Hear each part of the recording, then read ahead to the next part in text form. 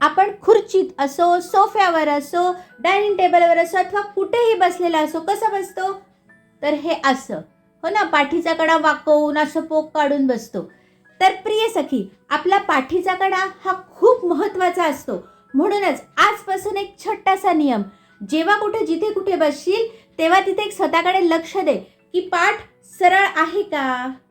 छान मस्त खांदे असे सैल सोडायचे, मान ताठ ठेवायची सरळ आणि पाठीला छानसा आधार द्यायचा. कायम ताठ बसायचा प्रयत्न करायचा. ही छोटी सवय पण मोठा बदल घडवू शकते.